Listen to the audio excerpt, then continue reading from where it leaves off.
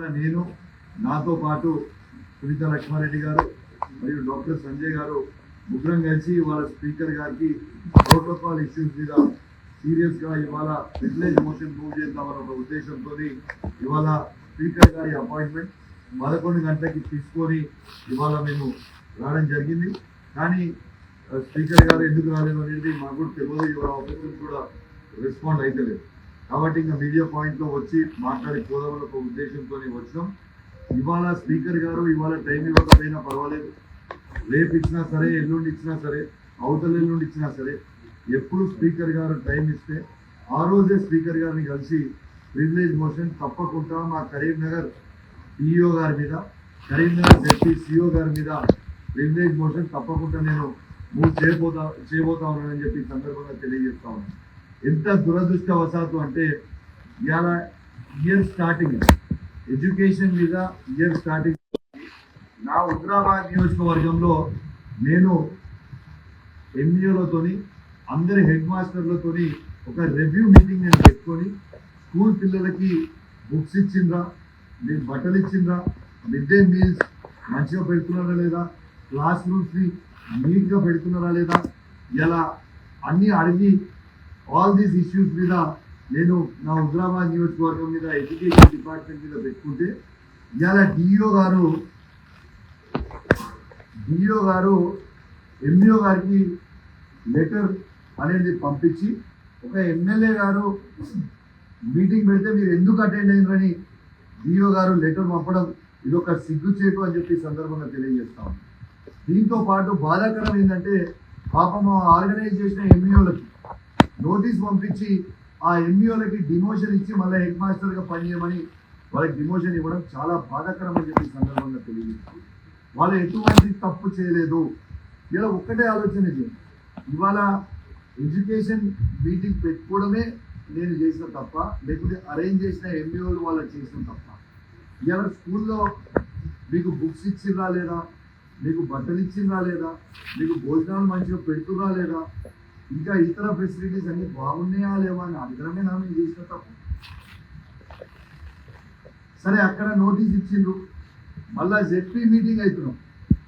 ఇవాళ జెడ్పీ మీటింగ్లో, జిల్లా పరిషత్ మీటింగ్లో ఇవాళ నేను ఆ జిల్లా పరిషత్ మీటింగ్లో కలెక్టర్ గారు, సిఇఓ గారు అందరూ ఉంటే ఆడ నేను కలెక్టర్ గారిని నేను అడిగిన, కలెక్టర్ గారు ఈ డిఇఓ గారిని ఖచ్చితంగా మీరు సస్పెండ్ చేయాలి, ఈ పేపర్ ఎట్లా ఇచ్చిండ్రు అని నేను ఆ రోజు డిఇఓ గారిని అడిగితే, డిఇఓ గారిని సస్పెండ్ చేయాలని నేను అడిగితే కలెక్టర్ గారు అబ్రప్ట్గా తను సిఇఓ గారు లేచి వెళ్ళిపోతుంటే నేను నాతో పాటు మా జెడ్పీటీసీలు, ఎంపీపీలు, మా బీఆర్ఎస్ పార్టీ జెడ్పీటీసీలు, ఎంపీపీలు ఆ జెడ్పీ హాల్ మీటింగ్ లోపల మేము ధర్నా చేస్తే, ధర్నా కూడా కాదు నిరసన వ్యక్తం చేస్తే కలెక్టర్ గారు సిఇఓ గారికి చెప్పించి మా మీద కేసు పెట్టడం అనేది అసలు ఈ భారతదేశ చరిత్రలో ఏదైనా అసెంబ్లీలో కానీ జెడ్పీలలో కానీ ఎవరైనా నిరసన వ్యక్తం చేస్తే కేసు పెట్టిన సిచ్యువేషన్ ఉన్నదా?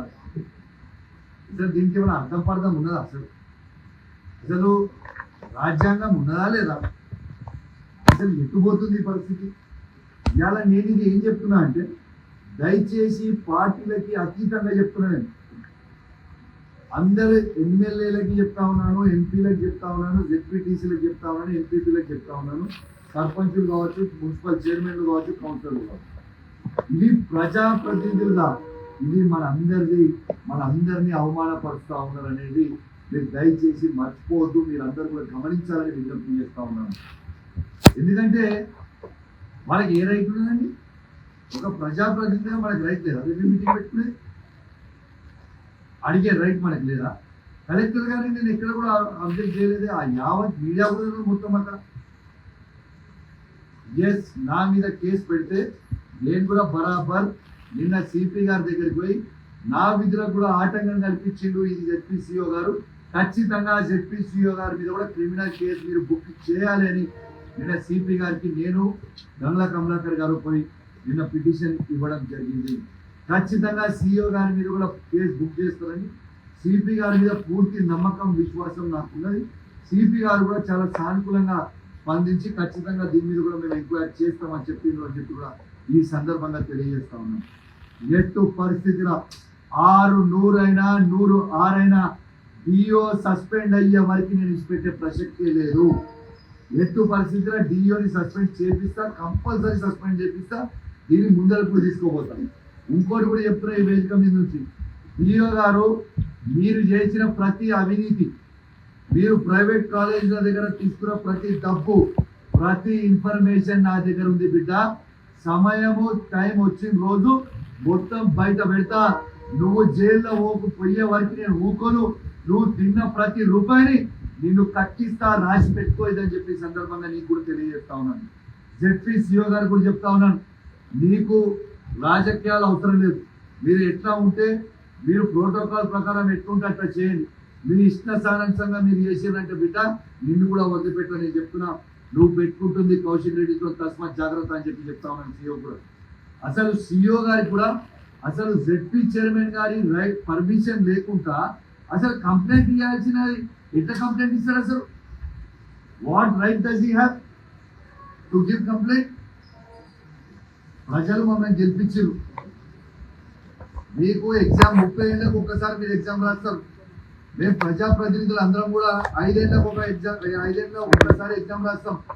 ప్రజలు ఓట్లు వేస్తే మేము గెలిచి వచ్చినాం. మీద ఇలా మీ దయాదాక్షల మీద మేము రాలేదు. ఇలా ప్రజలు ఓట్లు వేసారు, ప్రజల సమస్యలు బరాబర్ అడుగుతాం. ఇలా నా హుజురాబాద్ నియోజకవర్గంలో దళితులకి దళిత బంధు ఎందుకు ఇస్తలేరు, 2వ విడత ఎందుకు ఆపినని అడగడం నేను చేసిన తప్ప,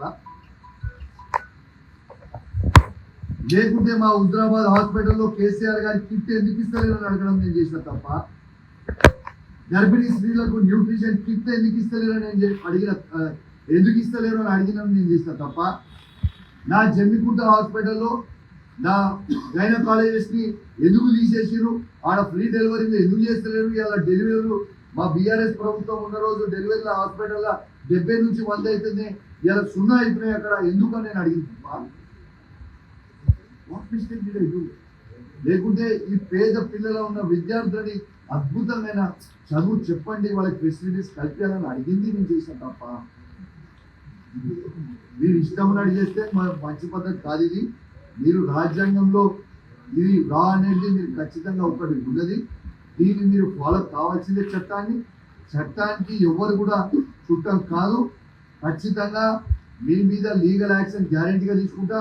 మొన్ననే మీరు కళ్యాణ లక్ష్మి చెక్కులు కూడా నన్ను పంపిణీ చేయనీయకపోతే రేవంత్ రెడ్డి గారు, స్థానికంగా ఉన్న జిల్లా మంత్రి పొన్నం ప్రభాకర్ గారు వాళ్ళు నన్ను పంపిణీ చేయనీయకపోతే కోర్టుకు పోతే కోర్టు మొట్టకాయలు వేసి ఖచ్చితంగా జియోను ఫాలో కావాలి, ఆ జియోలో ఎమ్మెల్యే వంచాలని ఉన్నది అని మొట్టకాయలు వేస్తే మా హుజురాబాద్ నియోజకవర్గ లబ్ధిదారులని వీళ్ళు కాంగ్రెస్ వాళ్ళు, స్థానికంగా ఉన్న కాంగ్రెస్ నాయకత్వం కావచ్చు, మంత్రి గారు కావచ్చు, రేవంత్ రెడ్డి గారు కావచ్చు, లబ్ధిదారులకి ఇవ్వకుండా ఇబ్బంది పెడితే ఇలా కోర్టు మొట్టకాయలు వేసి ఇలా అమలాపూర్ మండలంలో మొన్న ఒక చెక్కులు వంచిన తర్వాత తత్తిమ చెక్కులు అన్ని కూడా ల్యాబ్స్ అయినాయి. ఈ ల్యాబ్స్ అయ్యి ఈ డిలే కావడానికి లబ్ధిదారులను ఇబ్బంది పెడుతుంది ఎవరు? ఈ కాంగ్రెస్ ప్రభుత్వం, రేవంత్ రెడ్డి గారు, స్థానికంగా ఉన్న మంత్రి, స్థానికంగా ఉన్న కాంగ్రెస్ పార్టీ నాయకులు కాదా? ఇలా ఎందుకు డిలే అయింది? మరి ఆ చెక్కులు ల్యాబ్స్ అయినా మీరు చేసిన కథ. ఇలా మళ్ళీ నేను ఆర్డీఓ గారి మీద రిక్వెస్ట్ చేసి ఆర్డీఓ గారితో ఇలా ఎస్బీఐ బ్యాంక్ కి మేనేజర్ గారికి చెక్కులు రెన్యువల్ చేయమని పంపించి నిన్న కూడా మాట్లాడి మండేనో ట్యూస్డేనో ఇస్తాను. ఖచ్చితంగా మండే ట్యూస్డే అవి రెన్యువల్ అయ్యి వస్తే మళ్ళీ నేను ఇస్తా. కానీ దీనికి బాధ్యులు ఎవరు? ఇట్లా నిర్లక్ష్యంగా మీరు వ్యవహరిస్తే కాంగ్రెస్ ప్రభుత్వాన్ని కూడా చెప్తా ఉన్నాను, రేవంత్ రెడ్డి గారు మీకే చెడ్డ పేరు వస్తుంది. సరైన సమయంలో సరైన బుద్ధి ఖచ్చితంగా మీకు చెప్తారు ప్రజలు. అన్ని వేసి చూస్తారు. ఇప్పటికే మీరు చేస్తలేరు ఏది కూడా సరిగ్గా అనేది మీరు మర్చిపోకండి. మీరు ఇచ్చిన 6 గ్యారెంటీల హామీలను ఫస్ట్ ఏం చేస్తున్నారో ఫస్ట్ సరిగ్గా ఇంప్లిమెంట్ చేయండి.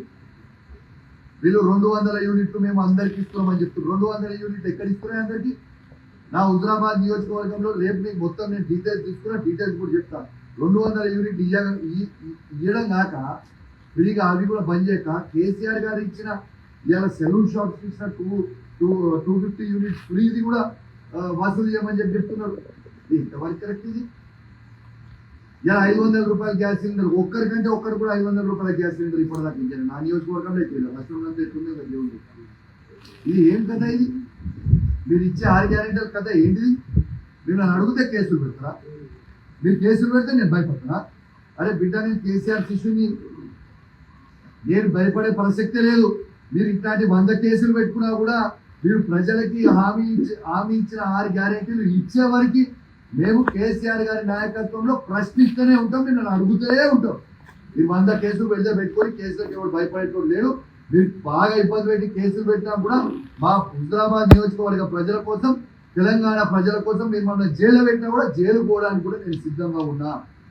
మీకు కేసులకి భయపడేటోడు కాదు. ఖచ్చితంగా మీ 6 గ్యారెంటీలు ఇచ్చే వరకు నా గొంతు విప్పుతూనే ఉంటా, నిన్నని ప్రశ్నిస్తూనే ఉంటా, మీకు అడ్డము దిగుతూనే ఉంటా. ఇంకో సంవత్సరం అయితే డైరెక్ట్ గానే, ఇండైరెక్ట్ గా ఏముండదు. ఇంకా మీరు ఇవ్వకపోతే ఇంకో సంవత్సరం వరకు ఓపెన్ గా వెయిట్ చేస్తాం. డైరెక్ట్ గా ముఖ్యమంత్రి కాంగ్రెస్ అడ్డం తిరుగుతాం. ఒక శాసనసభ్యులుగా రాసి పెట్టుకోండి. మీరు ఏం చేస్తారో చేసుకోండి. పోలీసు వాళ్ళని వాడుకొని లాఠీ దెబ్బలు తినడానికి కూడా మేము రెడీ ఉన్నాం. మళ్ళా మేము 5 ఏళ్ల తర్వాత అధికారం వస్తాం. ఎవరైతే మమ్మల్ని ఇబ్బంది పెడుతుర్రో అప్పుడు ఉంటుందిరా మీకు స్వామి రంగా, మామూలు గుండెలు గుర్తు పెట్టుకోరని చెప్పి కూడా ఈ సందర్భంగా మీకు కూడా తెలియజేస్తూ సెలవు తీసుకుంటా ఉన్నాను. మరొకసారి స్పీకర్ గారు ఖచ్చితంగా ఎప్పుడు టైం ఇస్తే అప్పుడు మేము తీసుకుంటాం. టైం ఖచ్చితంగా ప్రివిలేజ్ మోషన్ మేము మూవ్ చేస్తాం. ఖచ్చితంగా వీళ్ళని ఇద్దరిని సస్పెండ్ చేసే వరకు నేను ఊకనని చెప్పి కూడా ఈ సందర్భంగా తెలియజేస్తూ సెలవు తీసుకుంటాను. జై తెలంగాణ, జై కేసీఆర్.